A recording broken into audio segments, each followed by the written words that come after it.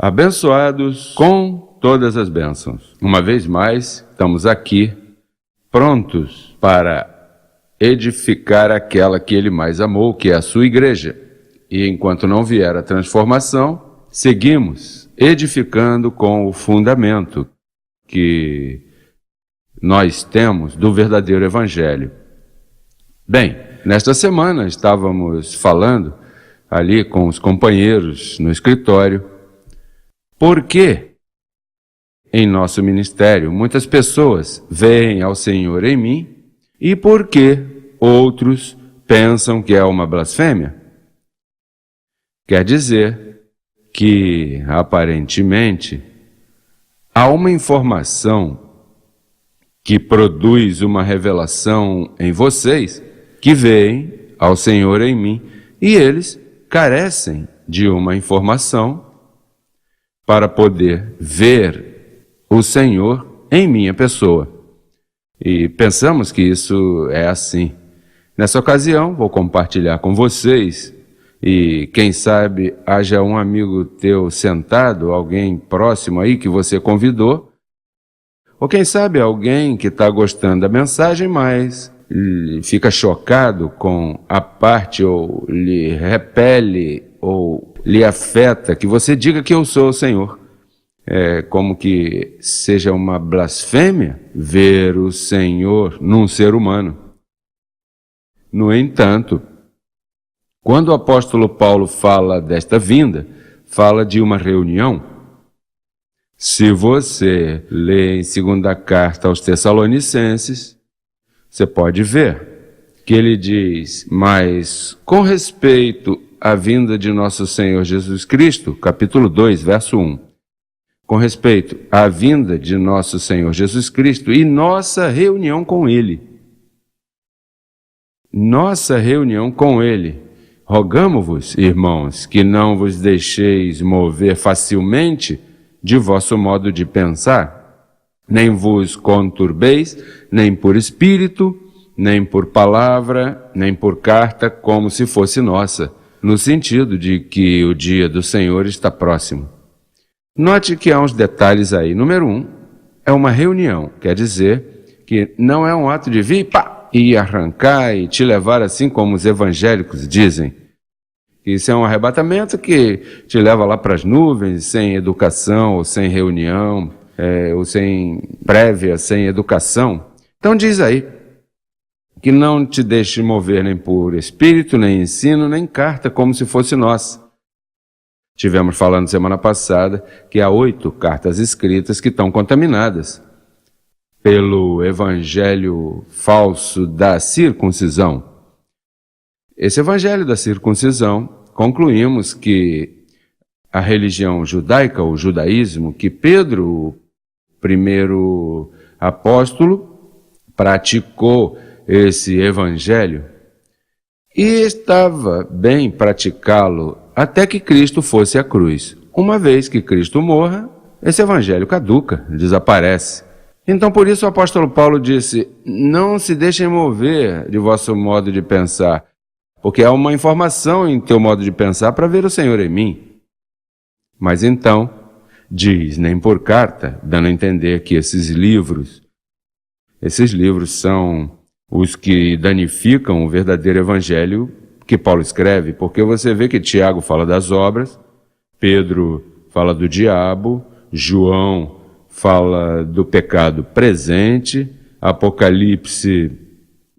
Judas diz que convertem a graça em libertinagem e Apocalipse está cheio de símbolos e confusão. Então esses livros que compreendem a partir de Tiago, 1 de Pedro, 2 de Pedro, 1 de João, 2 de João, 3 de João, Judas e Apocalipse. Estes livros são os que Paulo diz aqui, nem por carta.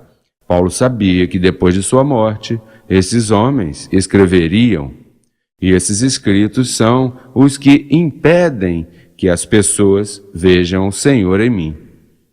Por exemplo, eu pus aqui vários... Se eu digo a você que o Senhor está no profundo do mar e que você pudesse vê-lo porque ele chegou debaixo do mar. E eu lhe digo a você, a única coisa que, para você poder ir vê-lo, necessita de 15 minutos até chegar a essa profundidade. Então eu te faço uma pergunta, o que você necessitaria para poder chegar lá?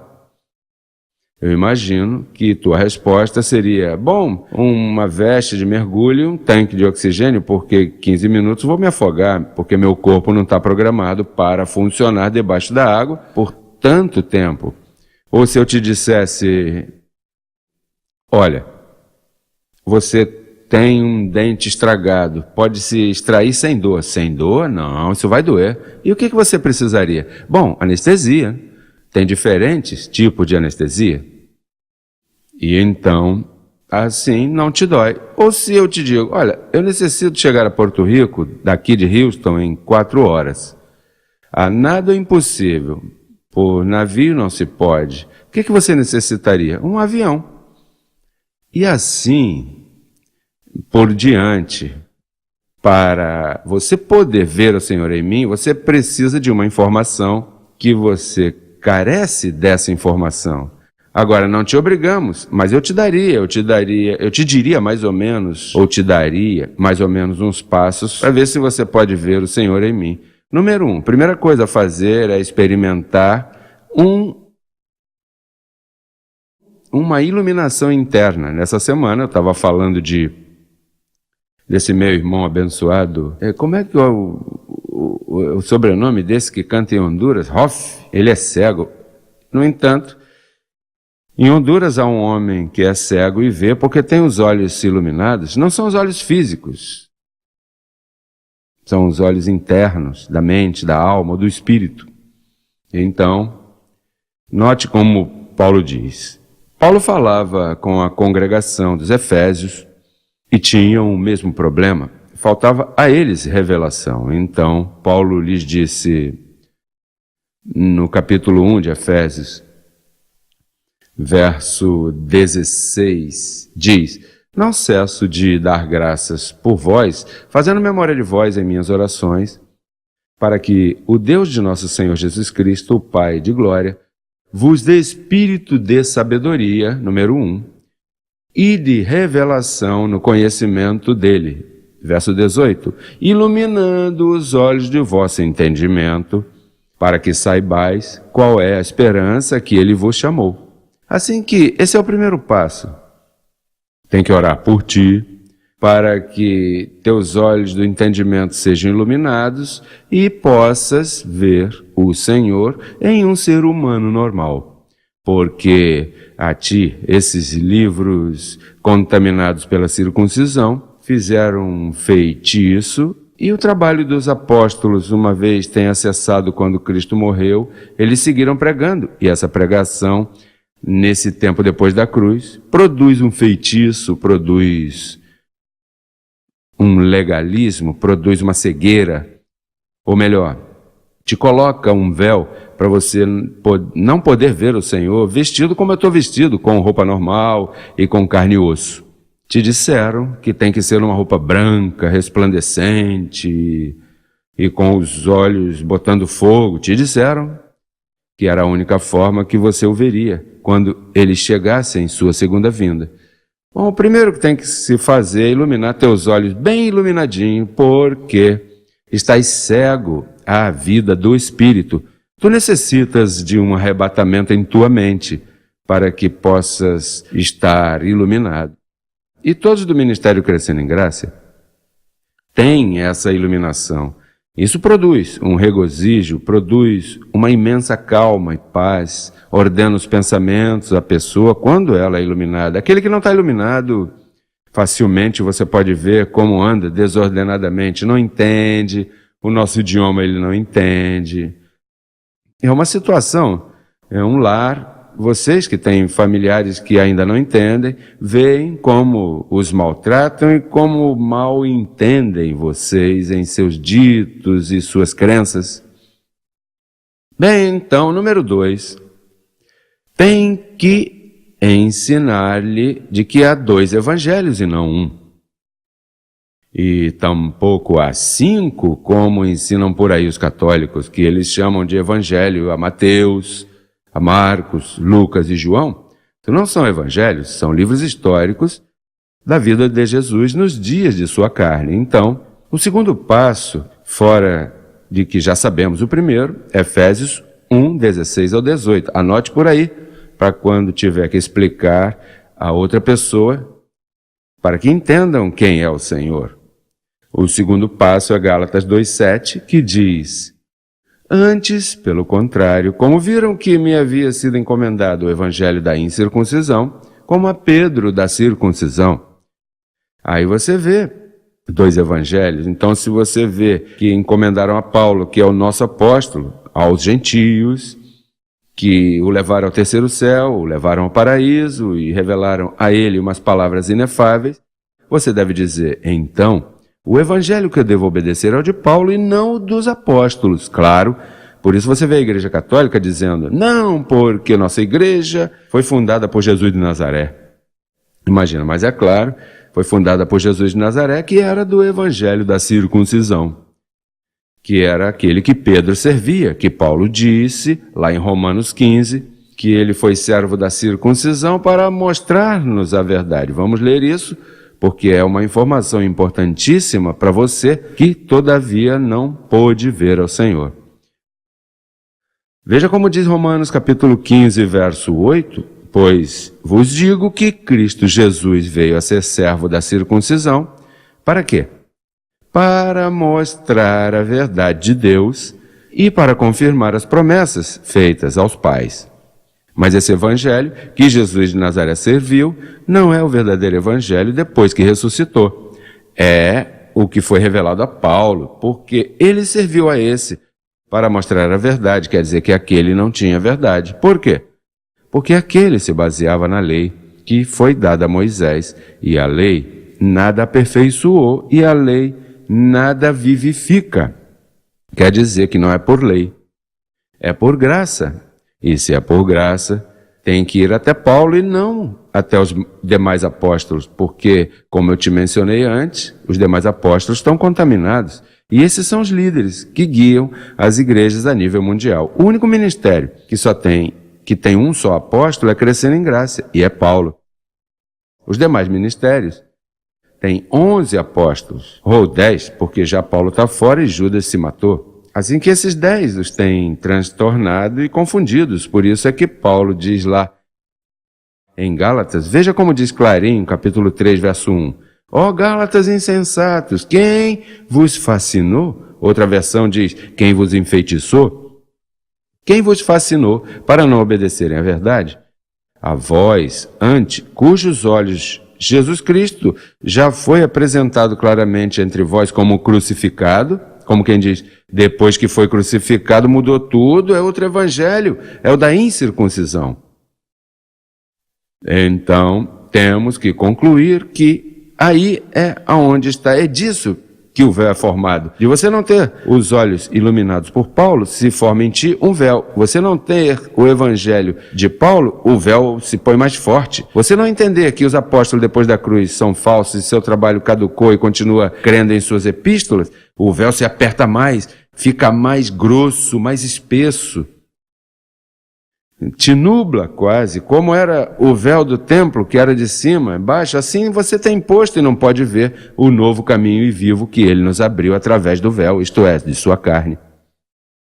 Como diz lá em Hebreus, diz que ele nos abriu um caminho novo, 10:20, Hebreus 10:20 diz, pelo caminho novo, quer dizer que se diz novo é porque havia um velho. Vamos ver se está aí em Hebreus 10:20, para colocá-lo na tua tela, para que você estude detidamente. Diz, pelo caminho novo e vivo que ele nos abriu através do véu, isto é, de sua carne. Quer dizer que a carne de Jesus de Nazaré serviu para abrir a você um caminho novo. Não vai ficar no velho com sua carne. Aí podemos então ir ao próximo passo, que você tem que deixar Jesus de Nazaré de um lado, porque Jesus de Nazaré vai te impedir nesta experiência nova do caminho novo. Sua carne serviu para um propósito, mas dessa vez, se você não obedece a esse propósito, a carne de Jesus de Nazaré vai te lastimar, vai te afetar, vai te prejudicar. Por isso, não nos entendem quando dizemos, nós não estamos com Jesus de Nazaré. E eles persistem, sim, é esse que eu espero. E ele disse, a mim não me vereis mais. Claro, porque essa carne desapareceu e veio em outro véu. Veja como diz Romanos 7,4, que é o próximo passo que você deve ter em mente. Diz, assim também vós, irmãos meus, morrestes à lei mediante o corpo de Cristo. Você vê clarinho aí, abençoado. Isso é como colocar você o tanque de oxigênio para que você desça na profundeza e possa ver ao Senhor. Então a ajuda que estamos te dando para que possa por primeira vez dizer, já vi ao Senhor, bem-aventurados que veem ao Senhor. Veja como diz, assim também vós, meus irmãos, morrestes à lei, mediante o corpo de Cristo, para que sejais do mesmo, ou como diz aí, abençoado, para que sejais do outro, daquele que ressuscitou dos mortos, com o fim de quê? De que leve fruto para Deus. Olha, nos batistas você não leva fruto para Deus, você dá fruto para a tua denominação batista. Irmão pentecostal, você não pode levar fruto para Deus.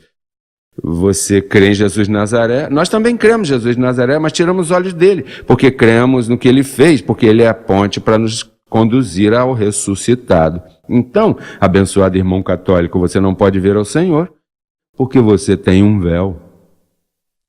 Todos os que estejam me escutando, testemunha de Jeová, mórmons, presbiterianos, eu não estou dizendo que você é mau, não é que você seja mau, é que estás tapado, tens um véu posto em teu entendimento. E somente este servidor e crescendo em graça é que tem a habilidade de tirar-te esse véu. Bem, os que experimentaram esse câmbio que vem a Jesus em mim, veja como diz, segundo a carta aos Coríntios, capítulo 3, verso 14.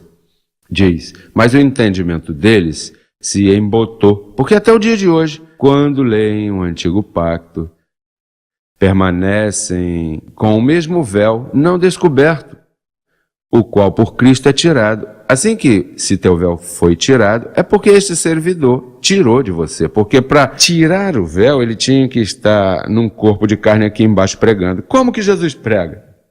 Sim, Jesus viria pregar de novo. Veja como diz Romanos 16, 25. O apóstolo te advertiu em sua carta. Diz o verso 25, e ao que pode confirmar-lhes, segundo meu evangelho. Note que Paulo sabia que esse que pode usaria o evangelho de Paulo e não dos apóstolos. E ao que pode confirmar-lhes, segundo meu evangelho, e a pregação de Jesus Cristo.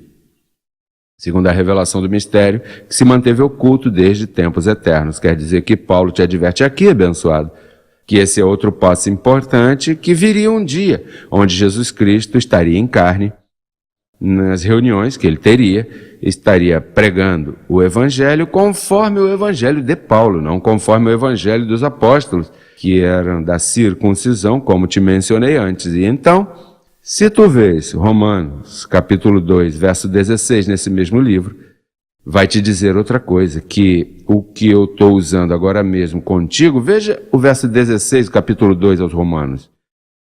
No dia em que Deus julgará por Jesus Cristo os segredos dos homens, conforme a meu evangelho. Eu estou julgando os segredos teus, conforme o evangelho de Paulo. Eu tenho julgado os segredos a todo o ministério crescendo em graça, e lhe revelei, lhe iluminei, lhe mostrei sua verdadeira identidade através do Evangelho, da ferramenta que Paulo deixou naqueles tempos, porque Cristo revelou a ele mesmo. E Cristo a reservou para a sua segunda vinda, para dar evidência de quem seria ele. Com isso é que Jesus Cristo pôde vir a um homem, a um véu como José Luiz de Jesus Miranda e dizer, eu sou o Senhor. Isso é que me dá autoridade, senão como eu poderia dizer que sou o Senhor? por bom? Não, aqui não há nenhum bom. Os véus, todos vêm em debilidade humana.